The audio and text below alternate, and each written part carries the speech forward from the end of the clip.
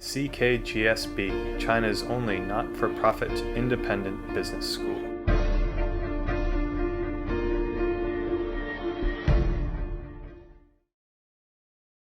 The alternative to a linear thinking process that is taught in analytic business systems is one in which we're using simultaneous thinking, more broadly based thinking, generating many more alternative solutions for evaluation, and doing so without all of the rigid linear thinking processes. Now, design thinking is no better nor worse than any other kind of problem-solving framework. It's just a different one, a new tool set. Why has design thinking become popular now? It is because the nature of problems that companies and societies are facing has become so complex that the prior ways of looking at issues and problems has become outstripped by the complexity of current issues and problems. And so we can't tackle things like global warming, clean air, fresh water, economic interoperability, data avalanches with the way we've been solving problems in the past. We call these hairball problems or wicked problems. They're so complicated. They're so filled with ambiguity. There are so many indeterminate elements of the equation that we need to look at them from a different perspective. There's an old saying, if all you have is a hammer, everything looks like a nail. And so it is with these hairball complex problems. Too often, faced with them, we reduce the problem to something at a smaller scale with less complexity, something we can get our arms around and then easily solve. Of course, we're then solving the wrong problem. And typically, whether it's a company, an individual, or a government, we're solving at too low of an altitude. And so we're creating a solution, oftentimes with unintended consequences, that solves a short-term problem. But it doesn't address the underlying larger scale issues. In the US, we have gasoline mileage standards for the automobile makers. So on average, your fleet of cars must have 34.5 miles per gallon gasoline consumption. Every time that number is raised, of course, all the automobile makers say it's impossible to do, and then go and do it. And so we're incrementally solving an issue of gasoline consumption.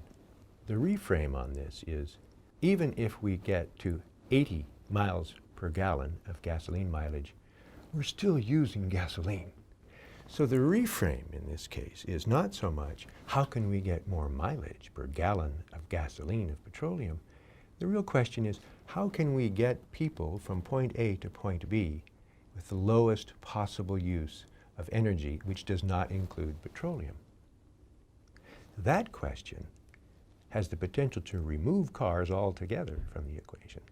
It has the potential to ask a fundamentally different question, which is, how do people get from a point A to a point B?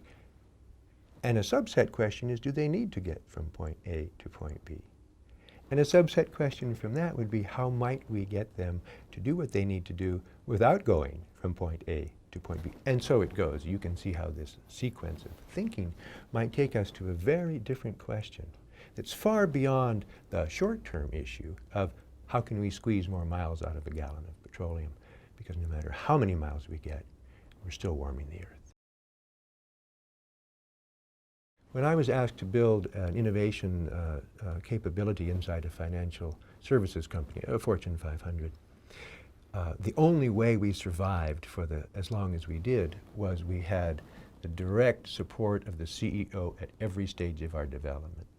Because in building an innovation capability inside a company that doesn't have one, you are up against tissue rejection, resentment around your budget, no clear measurability in the traditional methodologies of success, and a great demand to get stuff done fast that is by far and away better than anything going on. It's sort of like a rookie baseball player coming up into the big leagues and being required to hit a home run his first time at bat. Nevertheless, those are the kinds of forces that do come into play when a company is trying to do that. Why is this? Because humans don't like to change. And so we have lots of conflict in companies when they try to do this work. So the ingredients tend to be unflappable leadership at the top and support, adequate budget to make a difference, an extended time frame that doesn't require bottom line results every 90 days, and then a broad cultural change that does go into the areas of HR, of operations, of finance, of marketing. If humans weren't so change resistant, this would be really easy. But we are a change resistant species. In China, for example, there is a lower tolerance for risk and certainly for what we would call failure. And it is beginning to dissolve, but it's by no means over. And this is going to be a challenge as China develops its capabilities in this area. We talk a lot about the difference between made in China and created in China. Unfortunately, and I don't mean this as a blanket statement, but unfortunately with respect to innovation, the Chinese economy and Chinese companies have prospered so much with copycat work that it's hard to think why shouldn't we continue with that process.